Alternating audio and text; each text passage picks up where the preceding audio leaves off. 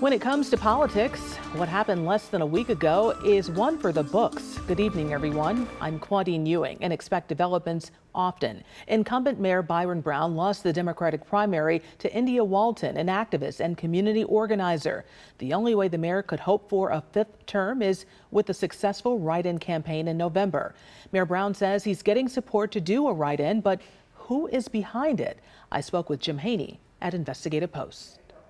What happened on primary day really shocked a lot of people. What is the mayor trying to do now? He has a decision to make. Will it be a write-in campaign or not? Well, as Jeff Kelly and I reported earlier today, the mayor's supporters looks like with some assistance from Karl Palladino's people, or at least some of Karl's people, are trying to solicit texts and communications from people in a show of support for his candidacy. He'll then presumably use it as a pretext to say, hey, look at all these people want me to run, so I'm going to run. But he's really ginning up the support. This isn't a groundswell. This is an orchestrated effort to try and make it appear as though there's a groundswell of support for the mayor staying in the race. And you're basing that on some of the text messages that you were able to actually look at?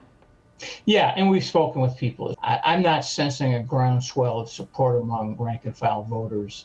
This appears to be the support that's visible right now comes from his highly paid patronage employees who stand to lose their jobs, and Karl Palladino. Late last week, we saw the mayor throw out the first pitch at one of the games for the Blue Jays, and there were a lot of supporters outside of Salem Field.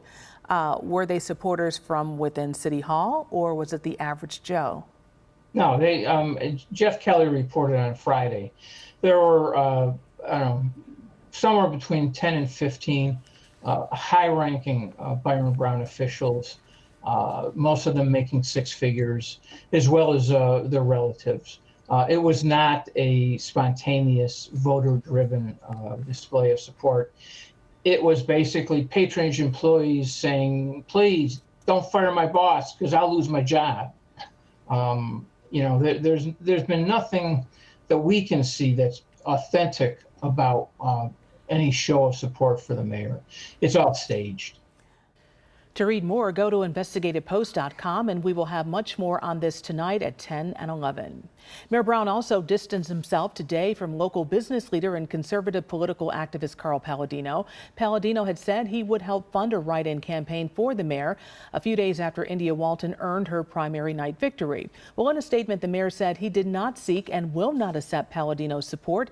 The mayor added he is grateful for the support he has received, but is still undecided on whether he will challenge India Walton in November with a write-in campaign.